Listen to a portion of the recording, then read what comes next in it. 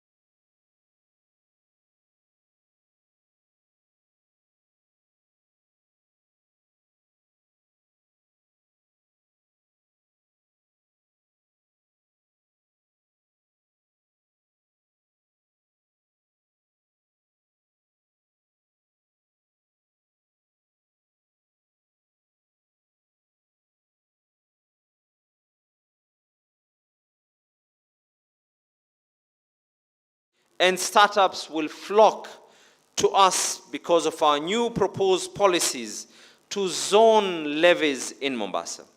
We will bring down the cost of licensing for tuk-tuks, public service vehicles, and startup businesses, while making the process digital, transparent, and devoid of human interaction that may occasion corrupt practices. Mr. Speaker, sir, this Honorable House has seen the effort that have gone into cleaning up our environment. We have successfully cleaned and closed illegal dam sites in Manyimbo, VOK, and Kadongo. And we will not stop there. This work, led by my able deputy, Francis Thoya, shall continue until every illegal dump site in Mombasa is gone. And the way they say it, Magufuli is back. And he has my full support to ensure that Mombasa is kept clean. Illegal dumping and littering will be dealt with harshly. It will not matter who you are, who you know, or how many phone calls you will make. We catch you, you will wear a yellow overall and go and clean the city of Mombasa. Mr. Speaker, sir, it is now common knowledge that property developers in Mombasa shall be able to have their approvals done in least human interaction as possible. All the applications have been instructed to be expedited, and we expect a boom as the construction industry resumes operation. Mr. Speaker, sir, our plea and request to these developers is that they employ our local youth in their projects to create employment and spur the growth of Mombasa.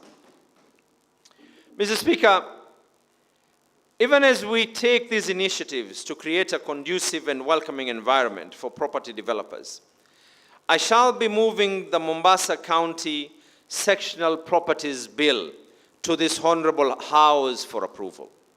The purpose of this act, once passed, shall be one, to control, manage, and administer common property and do all things reasonably necessary for the enforcement of the county laws. And two, do all things reasonably necessary for the enforcement of any lease or license under which the land is held. Mr. Speaker, sir, as a county government, we're not in the business of making money, but we must be able to deliver services to the general public. Our people expect good roads.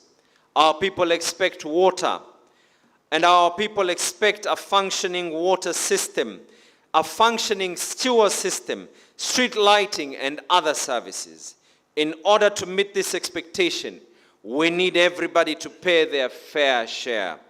It is not proper that the obligations of a single dwelling household are the same as those of a skyscraper. This Act, when passed, is not meant to be oppressive, but rather is designed to level the playing field.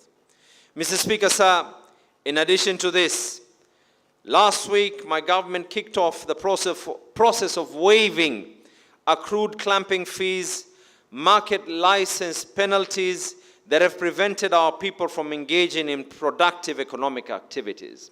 It is our hope that these measures will work towards encouraging trade and investment in Mombasa. I wish to declare today to the big manufacturer as well as the small mama mboga, Mombasa is open for business. Mr. Speaker, sir, in addition to the above, each and every city county is thinking long and hard of additional initiatives that can help give a competitive edge and open up a local microeconomy. For us here in Mombasa, my government shall be presenting to this Honorable House the Mombasa County Transport Bill for your wise consideration. The purpose of this bill is to, one, promote more usage of non-motorized transport within Mombasa County, two, reduce air pollution within Mombasa County, and three, reduce and control congestion within some parts of Mombasa. With functioning and orderly mass public transport in places, we will facilitate the movement of goods and services into and out of, as well within the county of Mombasa. Mr. Speaker, sir, It is hoped that through this effort, we will make Mombasa a better place to live for our residents, and that tourists will once again flock in numbers because of the pleasant standards of living and environment on offer. It is my intention to further strengthen programs to improve life in Mombasa through the Mombasa County Climate Change Fund Bill. The purpose of this act, once passed, will be to finance a climate change program, initiate and coordinate climate change adaptation and mitigation activities at community levels. As a county, Mombasa must ready itself for the challenges of the future. Climate change is a looming threat all over the world, and we must do our part as the leaders of today to safeguard tomorrow for future generations. Mr. Speaker, sir, our level 5 hospital, the Coast General Teaching and Referral Hospital, offers services beyond just the coastal region. Our services reach to the counties of Ukambani and even further. As the only public medical facility in the region offering super specialist services, such as open heart surgery as well as a fully fledged cancer treatment center, we see hundreds of thousands of patients a year from all counties within the coastal region, and some even further. Mombasa bears the unique burden of having to care for the advanced healthcare needs of an entire region without the requisite financial backing. Mr. Speaker, sir, towards mitigating against the growing challenges in the operation of our level 5 hospital, my government shall put forward the Coast General Teaching and Referral Hospital Corporation Bill for approval by this Honorable House. The purpose of this act, once passed, shall be to mobilize resources for smooth operations at the hospital, to facilitate better access to financial resources, make the hospital more responsive to medical and public health emergencies, and delivery of quality health services. Mr. Speaker, as we march into the future, it is my hope and prayer that we can work on an improved framework for relation between the executive and this Honorable House with a focus on service delivery. We must safeguard the culture that Mombasa has always enjoyed of mutual respect between the executive and the assembly. In this cooperation between us, I, as the leader of the implementing arm of government, shall respect the role that you play as duly elected representatives of the people. And in turn, you as the voice of the people shall play a supportive and oversight role to the executive to ensure that we deliver on development programs. Mr. Speaker, it is in light of this the importance of this relationship, and whatever I say I know will create some smiles, but it is in light of this that I have instructed the office of the county attorney to explore a legal framework to set up the Mombasa County Ward. It has been scuttled by court action after court action, all the way to the Supreme Court, an action that has equally affected constituencies. However, we will not be deterred, and I want to assure this Honorable House that we are working to find a legal and appropriate way of making the Ward Development Fund a reality for our people. Mr. Speaker, sir, in closing, it is my humble submission that the next 5 years herald a fresh opportunity. We have opened a new page. It is a new dawn, mwanzo mpya, full of hope, full of promise, and we must seize the day. At this juncture, in the line with the responsibility assigned to me by the Constitution of Kenya and the County Government Act of 2012, it is my distinct honor and pleasure to declare this House officially opened. God bless our Speaker. God bless our honorable members of the County Assembly.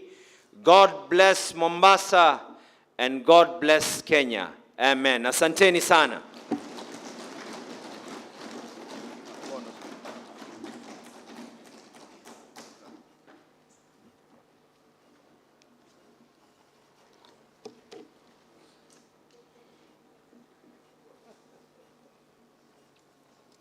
Your Excellency, thank you for your inaugural address. Honorable members, pursuant to Standing Order 20, subsection 5, now that, Your Excellency, you have delivered your address as soon as practicable, the address will be laid on the table of the County Assembly for members to debate on its contents. Your Excellency and honorable members, Standing Order 17, subsection 2, provides that at the conclusion of the Governor's address, the sitting shall stand suspended or adjourned as the Speaker may direct until such time or to such day as may be specified by the Speaker. I therefore wish to convey that this House stands adjourned until Tuesday, 1st of November 2022 at 10 a.m. Thank you.